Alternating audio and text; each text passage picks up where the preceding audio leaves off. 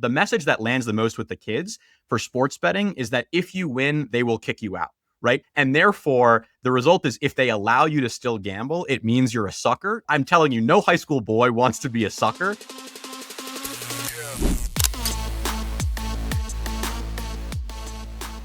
Welcome back to another edition of the Business of Betting podcast. I'm your host, Jeff Edelstein of ingame.com. I'm a senior analyst over there. I decided to go a little casual Friday. We're recording this on a Friday morning here, so that's why you see me in the ball cap. I am joined today by Isaac Rose Berman. He's the author of the Substack, How Gambling Works. He is a gambling and research policy fellow at the American Institute for Boys and Men.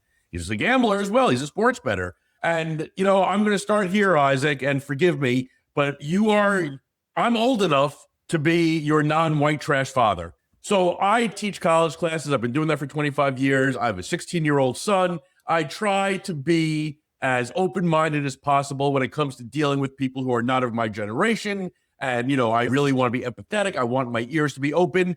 But are you finding it that some people aren't as, progressive as me, let's say, and are like, saying, all right, I'm not going to listen to anything that this kid has to say?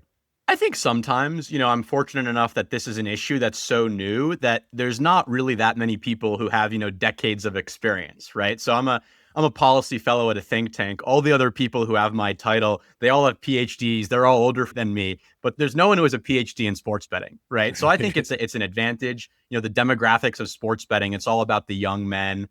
I go to high schools and talk to kids, so I actually often feel like the older one, like you. So yeah, I think at times people are like, why the hell should we listen to this young kid? But then at other times it's like, well, we want the perspective of someone who's closer to this. So I don't think it's too much of a problem. Why don't you give me and our listeners, give me the path. How you ended up here? Yeah, so I graduated a few years ago. I was studying politics and economics. Both my parents are academics. The plan was to get a PhD in political science. COVID hit. I started playing a little bit of poker. Got pretty good. After I graduated, I was working at a startup playing poker on the side, made some decent money. And you know what they say, a dollar won is twice as good as a dollar earned. I was like, why the hell would I get a job when I could just gamble? So did that for a little while, played poker full time. That was difficult. And I realized that was not what I wanted to spend my life doing, not the most fulfilling thing. Moved into sports betting, mostly because of the flexibility. You don't have to stay up all hours of the night.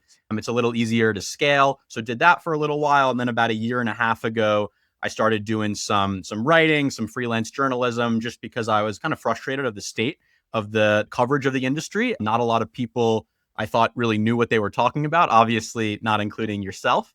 But yeah, so I started doing some writing and then I was like, God, I never want to be a freelance journalist. This is a terrible job. So I pitched this think tank on hiring me to do some policy and research stuff. And that's where we are now. So I basically split my time between betting and research and writing. Last year was more on the betting side. This year, a lot more on the research and writing side. But I still do a decent amount of betting. And I like to think that, my perspective as a gambler and as a bettor, not even necessarily as someone who did this for a living, but just as someone who gambles, really informs a lot of the work that I do and trying to be reasonable here. I think a lot of people who are in kind of the reform advocacy space like I am, they're not gamblers themselves. They don't know a lot of gamblers. And so they often propose things that are just, not really based in reality. And so I try to bring everything back down to earth. Looking through your work and some of your positions, there's so much I agree with. There's so much I disagree with. And so, it's going to be fun to kind of walk through some of this stuff. The one thing that I think is awesome, the fact that you've been going to high schools and talking to kids about this, right? Because it seems to me, and I think you could probably speak to this exactly, that there is a whole generation of people, and you're probably like on the tail end of it, right? That have been brought up in a world, in a country that has basically been gamblified, right? When I was a kid collecting baseball cards, man, I was collecting baseball cards. Now collecting baseball cards is a full-time job that's basically sports betting. Pokemon cards, right? You're trying to get the top, I can't even tell you what a Pokemon is, right? Even stupid things. Like when I used to buy Legos, my parents would buy me Legos, you knew what you were getting because there was a picture on the box. Now they're blind bags. You could buy Lego blind bags. So I feel like there's a whole generation that has been brought up in this like gamblified world without being told that they're living in a gamblified world, right? And so I have always said, I want that same awkward gym teacher who taught me about condoms to teach me about sports betting, right? To teach me about gambling. It's not happening. I think Virginia has a law on the books and they're doing it. I think New Jersey passed the law, but hasn't started yet. I think they're the only two states that have anything on the books when it comes to this. So you're taking it upon yourself and you're actually going out there and doing it. What are you finding when you're talking to these kids? Yeah, so first of all, I was a big baseball card collector too. If you're interested, I got about 4,000 of them in my mom's basement. I've been trying to get rid of for about a decade. Yeah, I think you're exactly right in sort of the gamblified framing. I played gin rummy with my grandfather when I was very young. For my bar mitzvah, my dad gave me money to bet on sports. That was like what I wanted as a gift. I played a lot of poker. And so this is not totally new, right? People have been gambling and kids and boys in particular have been gambling forever, but it really this sort of the sea change of the whole society being gamblified. I think, I advise on this report for Common Sense Media on underage gambling, which came out about a month ago. And there's a couple things in there. The first headline finding is, a third of kids have gambled in the last year. And I think a lot of people see that. They're like, oh my God, so shocking. I think for you and I, it's like when, especially you look at the definition that was used and I helped craft that definition. So I'm happy to defend it. It's very inclusive of loot boxes and daily fantasy. That's not particularly surprising to me. As someone who was playing fantasy sports, I agree. What was surprising to me was the degree to which boys were encountering gambling content online. And in particular, the headline finding for me was that the majority of boys who were seeing gambling content online were not actually searching it up. So it was showing up in their feed, either via marketing, via algorithmic promotion. And as you and I both know, that the type of gambling content that you are just going to come across on TikTok or on Instagram Reels or whatever is just not representative. And frankly, it's garbage, right? You're going to have some people showing off their lost porn, but the vast majority of the time, you're going to see guys hitting those giant parlays, people hitting their 100-to-1 on whatever random Kalshi market it is. And so the degree to which not only the boys are gambling, but they're seeing gambling, they're seeing it as sort of this way to get ahead. And they're just seeing a very unrepresentative version of what gambling is. So when I go to high schools, I'm not telling them not to gamble, right? I go in, you do a little bit of boring stuff on like, here's the math behind gambling. Here's why you're going to lose. A little bit on sports betting, right? Because a lot of people will understand why they can't get ahead playing roulette, but they don't really understand why that holds true for sports. And just saying, look, these are the things you need to know. Here are the tactics these companies use, all sorts of stuff. And frankly, most of it just ends up being a Q&A with me shutting down all of the gambling strategies that these 15-year-old boys will do. And it spans the gamut. Kids will be like, oh, why can't I just bet $1? And if I lose, bet $2, then bet $4. Sometimes the kids will be like, oh, if LeBron James is projected for 21 points, why can't I just bet on him to get 10 points every game? I will say that was a tough one. Before he missed the 10 points, the kids were like, well, isn't this just a lock? And I was like, maybe it is. But yeah, I'm just trying to go in there and really just balance what they're seeing out, so they have a representative view and a fair view, so they're not really seeing, only just LeBron telling them to sign up to DraftKings, because I don't think that's healthy for anybody. Well, yeah, I think, as I was saying, these kids are they're entering. When I was a teenager, I was playing fantasy sports. I was betting on football games. I was playing poker. But you're right. I wasn't being fed it, right? I don't want to say I sought it out, but like I was being fed it by friends, right? It was more of a social interaction as opposed to. I was the one feeding it to my friends. And so like, I get that. And so, yeah, I think it's very important that we kind of, educate kids as, what this is and what this is not, right? And what it is gambling. What it is not is a way to earn a living for the vast majority of people. Completely. And I will say the message that has landed the most, and I'm curious to your take, and this is something that there's a lot of gambling curriculums out there. I don't think any of them talk about this. The message that lands the most with the kids for sports betting is that if you win, they will kick you out, right? Because all the boys, they want to gamble, they want to be cool, they want to make a bunch of money. And if you say, look, if you actually are good at this and win, they will limit you and kick you out. And therefore, the result is if they allow you to still gamble, it means you're a sucker. No, I'm telling you, no high school boy wants to be a sucker. They want to be smart. And so that message, I think, has really landed in terms of just being like, look, you can gamble if you want, but don't go into this expecting to win. This is not really a reliable way to make money. And look, obviously I can be a tricky narrator for that as someone who gambles a lot. And if you look me up, you're going to find videos of me placing big bets and all that stuff. But yeah, I think that's really the message I try to impart to the kids. How does, the prediction markets enter into this now? Because it's 18 instead of 21. So this is high school age. They're not going to kick you out if you're a winner. So, how does your messaging have to change, I guess, as a result of it? Yeah, I mean, I will say the last year or so, it's really maybe the last 6 months, it's been shocking the degree to which the kids are all on Kalshi or know about Kalshi. Part of it, as you said, it's easier for them to get access because it's 18 plus. The other thing is sort of the variety of markets. So girls aren't really betting on sports, but like now in my presentation for kids, I have like a Dancing with the Stars market on Kalshi. And really, it goes back to the marketing, right? The prediction markets have gone all out with this marketing on social media. Really, we can be honest, it's targeted at young people. And frankly, whether that's 18 plus or under 18, the under 18 kids are seeing it. I don't distinguish that much. Obviously, there's sort of differences in the platforms, but in terms of how the kids are using them, it's definitely I don't like the idea of a gateway drug necessarily, but this is what the kids are seeing, especially the girls who are seeing all these types of markets that would never care about sports. Yeah. That common sense report, I wrote about it. I kind of took it to task. I didn't like, I mean, listen, the findings are the findings. I didn't like, the messaging, and I don't have it in front of me what the exact messaging was, but it was alarmist, right? That, I think we've reached an inflection point was one of the words that was used. And two things that jumped out at me that made it that really upset me. Number one, as we discussed, was this idea that 1 in 3 high school boys are gambling. I look back at my history in the 80s, 2 in 3 high school boys. I mean, the gambling's not new, right? So that was a little upsetting. And the second thing, there was no historical data that said this is on the rise or this is that. As you said earlier, the one thing about it that is very important is the advertising piece, right? And that was not part of it. And so the idea of limiting advertising has been bandied about at the federal, at the state level. Where do you stand on advertising for, sports betting and prediction market products? In an ideal world, frankly, I just think you shouldn't have advertising. Like, I don't think we don't have cigarette advertising. You probably shouldn't have gambling advertising. And I actually think that the reason I like that sort of as a policy is that it appeals to gamblers and non-gamblers. Like, no one loves seeing the DraftKings and FanDuel ads everywhere. I get that it's sort of a reality of the business. I think there are some restrictions, whether it's a whistle to whistle ban or, probably you shouldn't have current athletes doing it, both because they're really influential for young people and just the appearance of integrity concerns. Where they shouldn't be deceptive. You shouldn't be able to say, you can come win big. Probably the risk-free bet stuff should go.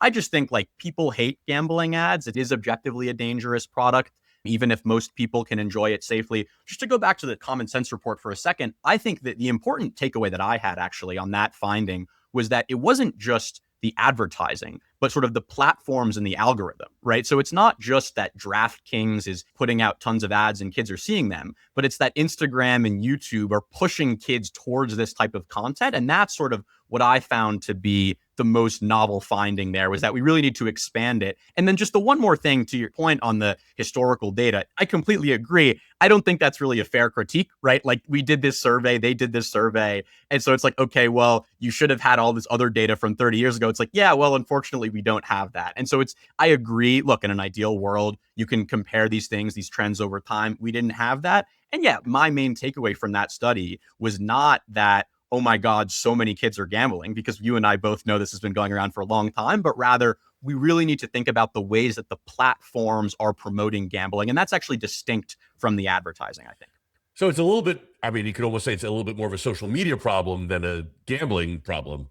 I agree completely. Yeah. I mean, look, so I work at the American Institute for Boys and Men. We're focused on a lot of issues related to young men, specifically sort of how they act online. And I completely agree. That report, I think, is much less about gambling policy and more how we should think about and potentially regulate the way that young people, particularly young men, are spending their time online. Let's throw old men into it also, because there is not a moment that if I end up on Instagram, TikTok, Facebook, whatever, and I spend, that half hour straining my thumb, scrolling through, I'm not happier at the end of it. Yeah. And I think it's a really interesting question, this idea. Like, look, I'm pretty libertarian in my inclinations, right? Like, I think people should be able to do what they want, right? Like, you're free to do whatever you want. And then when it comes to some of these things, whether it's, gambling, or I think particularly scrolling and social media, it's like, look, yeah, I made the decision to open Twitter. No one's putting a gun to my head and forcing me to scroll. But, when I open it at 2 a.m. and then, suddenly an hour and a half has gone by and I've wasted and I can't go back to bed, Like, yeah, I did make that decision, but it wasn't really in my own interest. I kind of don't want to do that. And so I think the ways in which these platforms are designed, these products are designed, and the way they kind of mess with our brains and maybe make you make decisions that you wouldn't otherwise want to, it just, for me, it really complicates this question of like, what is free choice and what obligation do we have as a society to kind of protect people and help guide them to the right choice. And I'm not saying, obviously people should be allowed to do what they want. I just think it's tricky. A study I just saw yesterday showed how kids would, though they don't want social media on their phone, but they don't want to give it up, right? It's kind of this collective action problem where they would want everybody else to give it up, but they don't want to be the one to give it up. And so, yeah, I just think it's a really tricky problem. It's fascinating. I teach college students, and this is a question you can even ask high school students. I say, how old were you when you got your first social media account? I say, rate your show of hands, 8 years old, 9 years old, 10, 12, whatever it is. And then I say, what age do you think you should have? And they're all like, yeah, like 16, 8, like they all say, yeah, if like they were in charge now, they would put a limit on it, which is fascinating.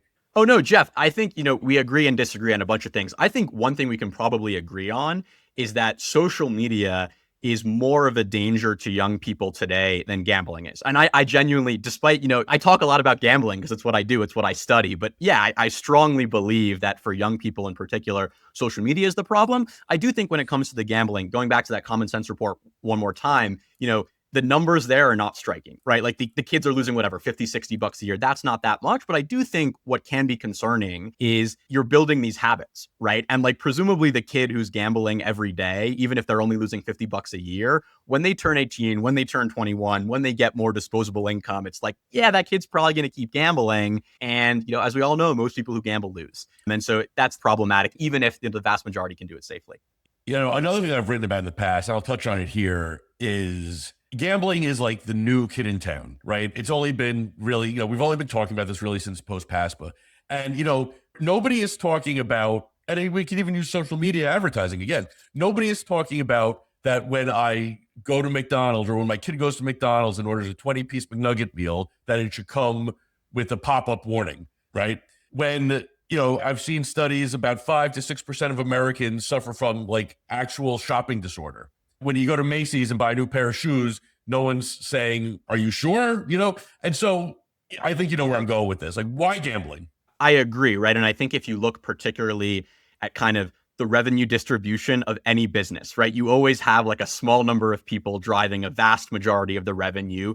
And oftentimes that is due to compulsive use, right? Whether it's shopping. And my favorite example in this is like, look, we don't tell a bakery that's baking really great muffins, hey, it's your fault that someone keeps buying all your muffins, right? And I get that. It's like a really hard thing for gambling companies and operators whose job it is to make money to be like, well, actually, you're not allowed to make this much money from some people. And it's like, it is objectively a very hard job, which is why, to be clear, I think you need kind of actual good regulations. Whether those actually come about is a separate question. But to your point, yes, compulsive use is prominent in all sorts of things, but like the problems from gambling are just way higher, right? In the most drastic example, the percentage of people with a serious gambling problem who will commit suicide is vastly larger than the number of people who have a shopping addiction. And so, yes, I agree that sort of compulsive use is existing on a wide variety of things, but the financial harms, the social harms are just much, much higher for gambling. All right, let's talk about some regulations that you guys proposed. I think I got this from the website, the American Institute for Boys and Men. You guys put out a report. Some things that I love: play limits, deposit, all limits that come preloaded. You have to opt out of the limits instead of opting in. I think it costs the operators nothing, and it gains them so much goodwill.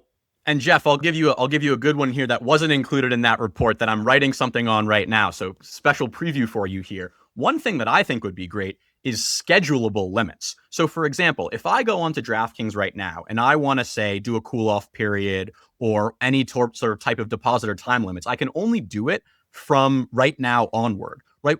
Why can't I say, hey, I want to not be able to log into my account between 11 p.m. and 5 a.m. because I know that those are the times that I'm going to be, at the most harm. And that is a super easy thing technologically. It's something that doesn't cost the operators anything. All it does is give the user more power over their activities, but that's not what it is. And then before we go into the other things, I will say all of those policies listed in that framework, those are not necessarily things we're supporting. It's just sort of a list of all possible things that kind of could be done. And we're going to be doing more work on individual ones. But yeah, I think that the opt-out limits is a super easy one. There's some bills right now. There's at least one in New York, maybe some other places. But yeah, I think it's an easy one. We know, you talk about like kidney donate or organ donation for driver's licenses, right? Like when you make it opt out, way more people end up donating their organs and it just saves a bunch of lives. I think it's good.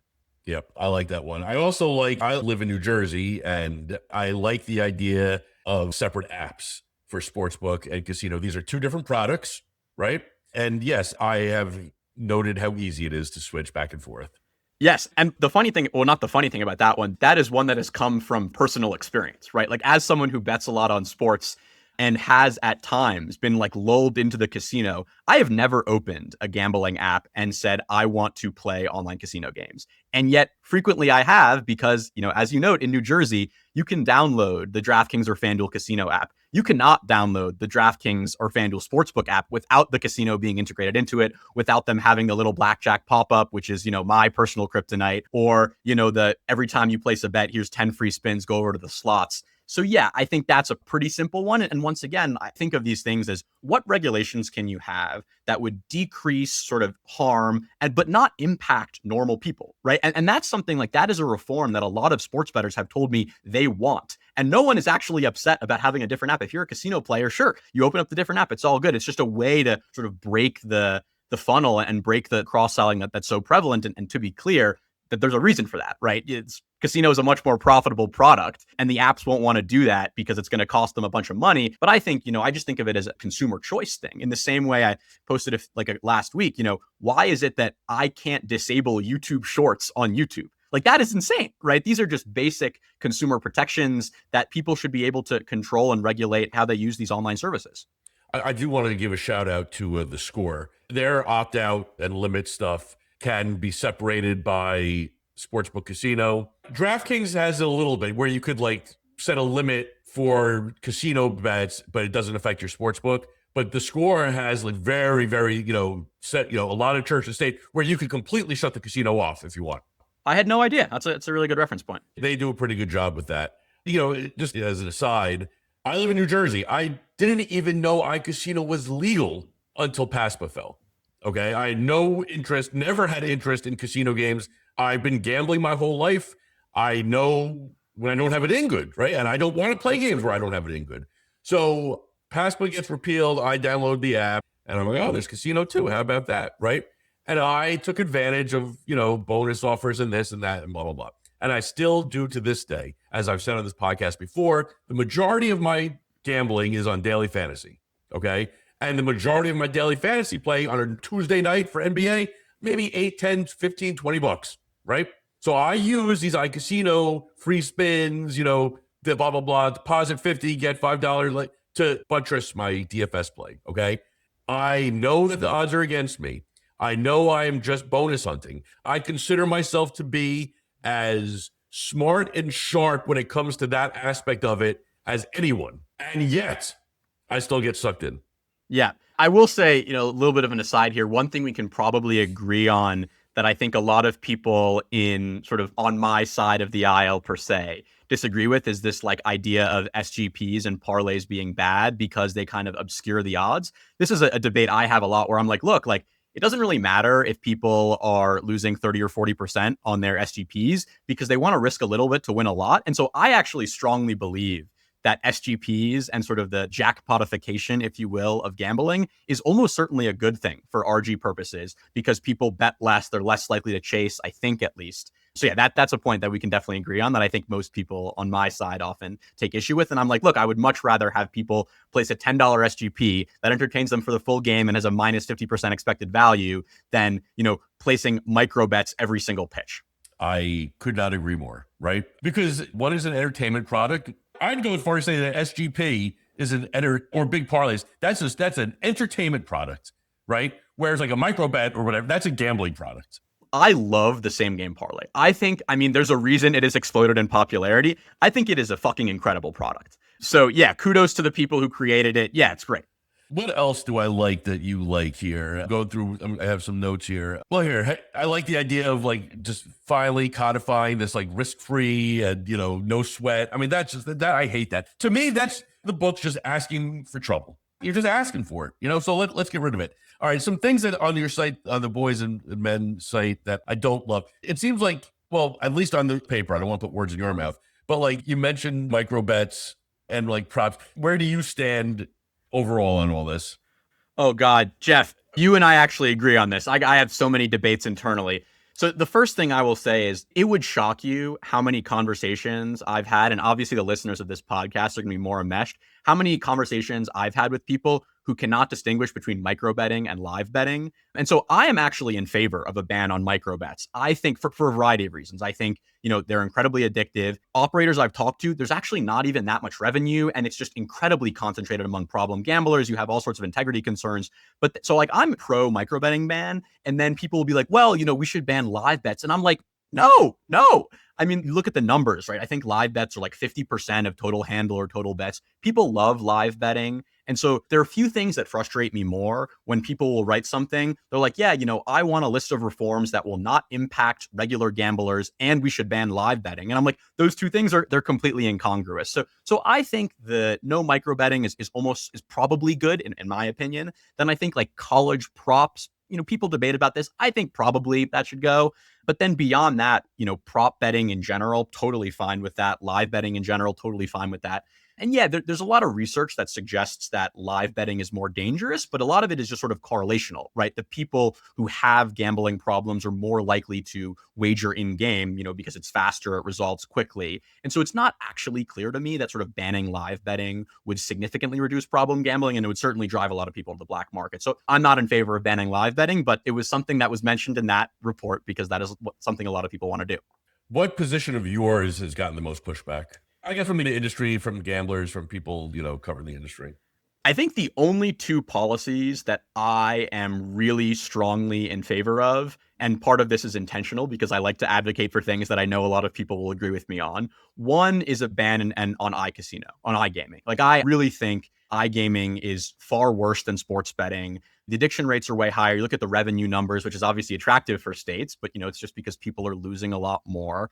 And part of it, maybe it's me being pretentious in that I like sports betting and I don't like iGaming. But sports betting, it can make you a more engaged fan. It can be social. You just don't get that from iGaming. I find iGaming incredibly dystopian. So I strongly believe like I would prefer to live in a world where we have unfettered, ubiquitous, unregulated sports betting and no iGaming than one where we have regulated both. And the other thing is just all sorts of advertising restrictions, whether it's, look, frankly, as I said, I would probably like to live in a world where there's almost no gambling advertising, but whether it's, whistle to whistle bans or stopping deceptive ads or getting rid of, famous athletes and celebrities in ads, I think all of that is probably good. Beyond those two, it just gets really tricky, right? Because like I don't really want regulators poking around in the apps. It's not clear to me that they either know what they're doing or can really do a good job. So I try to stick to the ones that I know will be good and that I know most people will agree with me on. But yeah, I mean, I have some more controversial takes on other ones, but those are the two that I really like. Where do you stand right now personally with your own betting habits and where you bet and what you're doing with it? Yeah, I bet a decent amount. I was doing a decent amount on prediction markets, mostly on Novig, actually, as opposed to Kalshi, just because the fee structure makes it much more appealing. But about a month ago, they got kicked out of New York, so not doing that as much. Bet most places won't allow me to bet, so you got to find workarounds. But I think just like we were talking about, the vast majority of the revenue in all sorts of industries comes from the small amount. I think the vast majority of sort of the edge that I have and other people have in gambling comes from that last little bit of work, right? So if you're spending whatever 50 hours a week, gambling and working on researching whatever, like if that drops to 30 hours, it's not like I can just make 3/5 of the money, right? And so now, spending so much more time writing and doing kind of advocacy work, I'm not as good. And like you said, I like to get it in good. And I'm cognizant now that most of the options available to me to gamble, I wouldn't be getting in good. So I don't do it as much. Talking to you and just like thinking it through, you're a little, I mean, maybe a little bit is understating it, but you're a unicorn, I feel like right now, in that you're a gambler who works on the advocacy side and who's 25 years old, right? I mean, it's a bit of it's triple play that you're not going to find all that often or at all. I mean, have you found anyone else that fits that bill? And yeah, I think there. I don't know. I think people not who have my exact job, but there are some people who I think are fairly similar in terms of they're young, they're gambling. The problem is that most people who are very good at gambling are inclined to just shut up and gamble, right? And just stay home and gamble. And I think that's sort of fair. I just found it, maybe it was my background. Maybe it was like the fact that both my parents were academics. And when I was just sitting at home gambling all day, my mom would keep texting me like, what the hell are you doing with your life? And so I tried to, do something a little bit different. But yeah, I think of it as in terms of what I'm doing is just, I want to be like a representative for bettors, right?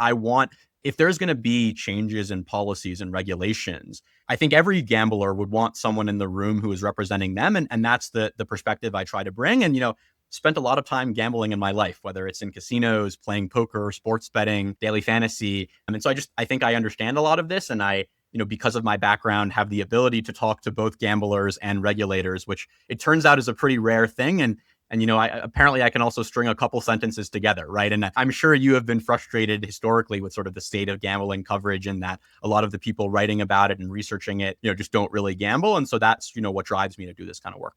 Where do you see yourself like as the world continues? I mean, do you think that this is a long-term thing for you, or do you think this is a jumping off point to bigger and better? Or we live in a crazy world, Jeff. It's hard to plan more than a couple years in advance. I don't know. I mean, I think I like writing. It's incredibly hard. I don't know how you write so much, man. I get like one article every few weeks and it just totally drains me. I think right now, a lot of what I'm working on and really interested in is the education part. I really like going to schools, talking to kids.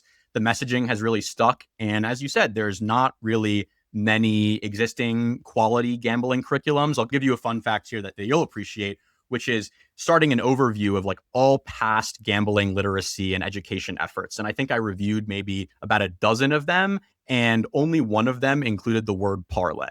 And I'm like, okay, what are we doing here? Right. And so I think that like when I go to high schools, like it's just, there's so much desire for this, both among the kids, among the teachers, among the parents.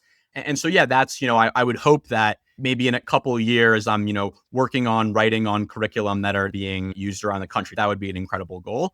But yeah, I don't really know. It's hard to plan. Don't take this as an insult, but I see a little bit of a politician in you. Yeah, I don't know. I think it's just, I'm a decent talker, so maybe that helps with it. I'll tell you what I like. And this is what this country, I'm going to now, pardon me while I step on my soapbox, what this country is lacking, okay, and social media is a big driver of this, is the ability for someone to be able to stand up, chin up, yell loudly and proudly, I stand in the middle, right? And you're doing that with this. And so it's interesting, the idea of like bringing that to other aspects of controversial topics. I appreciate that. Politics is not a particularly appealing thing right now for a variety of reasons. I think I'm more interested on kind of the policy side, just because politics, you just get bogged down in, all of this silliness. Whereas in policy, at least theoretically, you can actually get things done. So I'm more interested in the policy side. And yeah, maybe sometime in the future, I don't think so though. I like being on behind the scenes a little bit more. Well, maybe that's not true given I'm doing these podcasts, but yeah, not so public. You have brothers and sisters?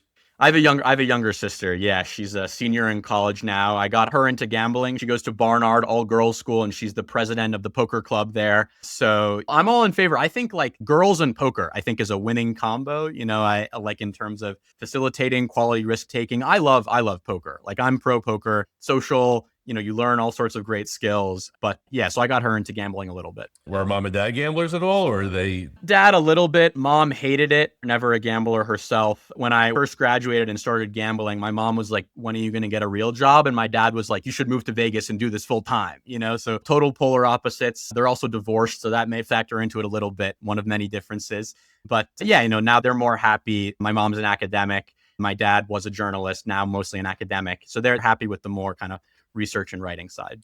I have to ask this question that everyone gets asked nowadays, unfortunately. Do you think prediction markets, do they make it through, or do they get slopped down at some point? I gotta say, I listened to an interview about, I think it was last week, Alex Kane did on Tom Viola's new podcast, and it genuinely changed the way I thought about it. So I think before I was going into it, I was like, look, prediction markets clearly using this workaround. All of the volume is on sports. No one really wants to bet on anything else. But a lot of the things I was like, look, it's just a fundamentally different product, right? And this should exist and it can't really exist in the state framework. I think, you've written about this. The product is so superior on a FanDuel or DraftKings. Like, I have yet to meet a single person who chooses to bet on sports on a prediction market compared to a sports book that is not sharp or is like in a state where they can actually use sports books. So I think like part of it is just, this regulatory arbitrage where the volume is really increased and sort of spiked by that. It's hard to predict anything. It's really just a function of what the CFTC and eventually the Supreme Court will say. So I'm not going to weigh in there. But yeah, I think probably down the road, it makes sense for the vast majority of the volume to be on, your DraftKings and your FanDuels. And then you have this, low margin option for people who, want to bet with a 1% hold on straight bets on a sport trade, on a no vig, on a Kalshi, on a poly market. So yeah, I think that's probably the case. But yeah, I'm not good at predictions there. So I don't really know. So, quite the answer. I would expect that from a politician. You don't know, so you cut it both ways. I love it. Isaac, it's been a pleasure meeting you, pleasure talking to you today. I don't know if anyone does a 40 under 40 type thing, but you'd be on it in this space. I will say, no, congrats. Been a big fan of the podcast for a long time. What is it now, like 3 or 4 months since you took over? I was a big fan of your previous host, but you've kept it up, done a great job. I will say, I wish more people on my side, on kind of the advocacy, whatever side you want to call it, would listen to podcasts like this and just sort of maybe get a little bit more of an understanding of how the industry operates. But I've been a big fan for a while, so keep up the good work. You got to get the question though. Jason he always ended with, what do you want to be when you grow up? You got to get your own question. Well, what I've been trying to do, honestly, it varies from pod to pod. I've been trying to just like weave in the family stuff and the personal stuff and the non-gambling stuff as we go. And sometimes, I remember I read when I got this gig, I told Jesse, I said, listen, I'm more interested in what somebody had for breakfast necessarily than, I want to know a little bit about like the person themselves. Sometimes it just comes through naturally. Sometimes, I have to really pull in teeth with it, but I'm trying, to get it through. Yeah. Wait, so 3 kids, how many boys? 1 boy. The oldest is a boy. He's 16. Does he like to gamble? No, he never has. He's not really a sports guy. He is being fed Kalshi though, on his reel. So he's aware of it. His friends are aware of it. But, I just, I was on a podcast the other day. I might have even said it on this podcast, he's 16 and he aggravates the shit out of me because he basically is a carbon copy of me at 16 in many respects. But I've sat him down for the talks, if you're going to smoke weed, well, you could smoke a little bit of weed. It's not going to kill you, but don't do pills. Don't do hard drugs, right? And listen, you want to have a beer or 3, it's not going to kill you. But, know that 1 shot of vodka equal, you don't want to overdo it. When it comes to gambling, I'm like, let's maybe just, put it on a shelf. It's tricky. People get upset. I wrote an article a while ago and they wanted me to include at the end, like advice for parents. And I was like, look, man, I'm 24. I don't think I have any advice for parents at all. I'm pretty far away for that. But they were like, oh, don't have the first draft, it was like, don't have kids gamble before they're 18. And I was like, well, I don't actually fully agree with that, right? I don't think anybody would want their kid's first sip of alcohol to be at a frat party. Right now, that doesn't mean, you give your kid unfettered access to the DraftKings account or whatever, but it's tricky. And, you talk about all the sort of gamified features, whether it's video games and loot boxes. Like, I think we can all agree that that's gambling, or you and I can agree at least that that's gambling. And so thinking about how to weave these conversations in early, it's really hard. Right. And, parents have different approaches. Yeah, I talk to parents sometimes and they're like, what do I do? I'm like, I don't fucking know, man. Why are you asking me? But that's tricky. Did you see a few weeks ago, Darren Ravel was catching all kinds of shit. He catches all kinds of shit just for being Darren Ravel. I mean, I think that was justified. Yeah, but it's a real question, right? It's a real question, right? And I do think that, so my dad grew up, he was Happy Days generation. He was a teenager in the 50s, late 50s, early 60s. He never sat me down for a talk about weed. It wasn't germane to his existence. He barely sat me down for a talk about like booze, right? It really wasn't germane to his existence. Whereas for me, I mean, not a day went by for a good 10, 15 years. I wasn't either drunk or high. So I know these things, so I can speak to my son about it. I can almost guarantee that the gambling talk will be par for the course by the time you're having kids, by the time he's having kids, because it is germane. You guys have grown up with it. And, it's just part of life.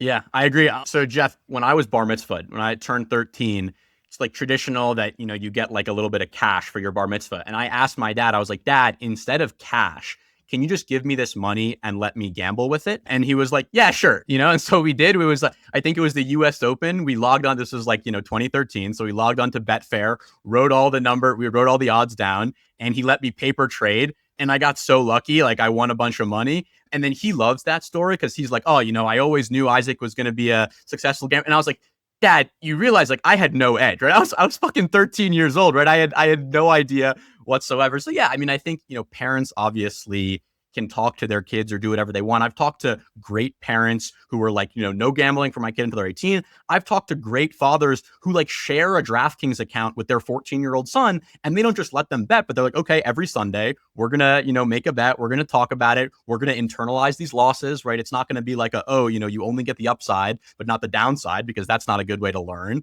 But yeah, I think it's a really complicated issue, just like anything. And, the main thing, as I say, is you just got to have these conversations earlier because the kids are being exposed to it. Even if your kid's not a gambler, I'm sure you're probably not super happy that he's seeing these crazy Kalshi ads come across his feed and other kids. And you're like, yeah, probably it's not good. Yeah, it's not great. I'll put it that way. Right. Yeah, you look at some of those ads. God, they put the sportsbook ads to shame. And again, I do have hopes again for that generation, for your generation, that, you guys are natives to this. You know that your feed is being overrun with this stuff, and hopefully it creates, I'm still of the generation where I'm still prone to either sending or receiving emails that start with RE colon, RE colon, RE colon, RE colon, RE colon, RE colon, Obama,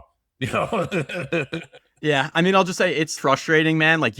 Sometimes I do this when I really just want to hate everything. I'll open up a private browser and you just look up gambling on YouTube, and the first 5 results, you're not going to see me, you're not going to see you, you're not going to see anybody smart. You're going to see guys talking about how they won $1 million playing Baccarat and oh, here's my special strategy. And it's dude, you know nothing, but it's the most sensationalist content. And yeah, it's a problem. We're going to talk about politics, the problem with politics, the problem with gambling, the problem with all sorts of, online stuff, the most sensationalist stuff, the clickbait. That's what people want to see. And yeah, it's, it's not ideal for sure. Yeah, it covers everything.